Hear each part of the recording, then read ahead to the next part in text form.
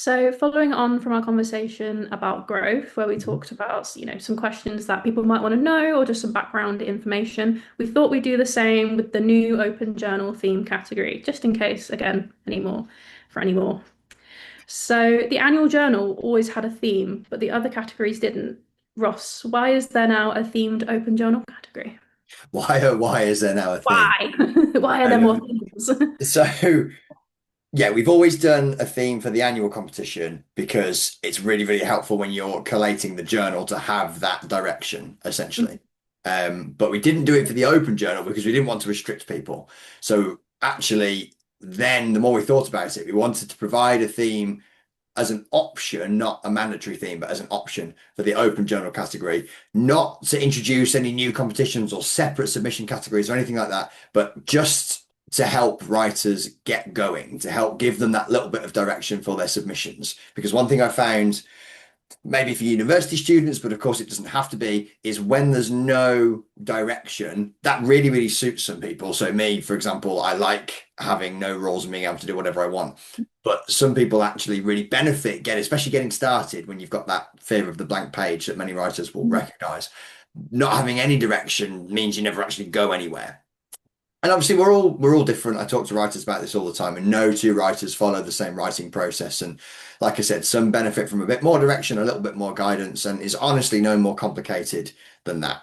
And as you and I have talked about before, we're just trying to make it as easy and as accessible as possible for as many writers as possible. So if some people benefit from direction, then they can submit to the themed open journal category. And if people don't want that direction, they want to have free reign to do whatever they want, there is still the unthemed open category as well. They're both just existing simultaneously. Yeah, I mean, from personal experience, I quite like a theme, not necessarily to be strict with, but just to kind of give me a little sense of direction of what I can then go on to do. Because Yeah. sometimes my brain is like too many things to do, Yeah, write exactly about, that. Yeah. yeah. Yeah. So, Perfect. so just like the annual journal has a different selected theme each year, what makes you choose the theme for each month's submission window? Yeah, so like we were talking about with the annual journal, we try and do it based on where the journal is in kind of its life, I suppose. But for the monthly open journal submission themes, we try to choose themes based on the time of year more than anything, just so that they're relevant and they're topical. So, for example, the June theme is summer because for 2026, the summer solstice was on the 21st of June, so it tied in quite nicely. The July theme is normally independence for Independence Day. A huge percentage of our audience are American. We'll definitely always have some thought of kind of scary or horror theme come October for Halloween, that sort of thing. Just make it kind of topical and relevant at the time. And I think that's the best way really to keep the journal engaged with what people are writing about in that moment. It wouldn't necessarily make sense to have a Christmas theme in July, for example. I mean, some people celebrate Maybe, yeah.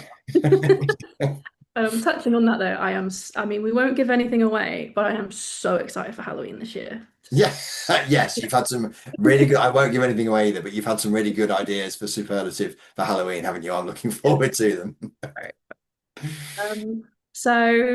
Last question. Will we be open to our audience suggesting themes for this category?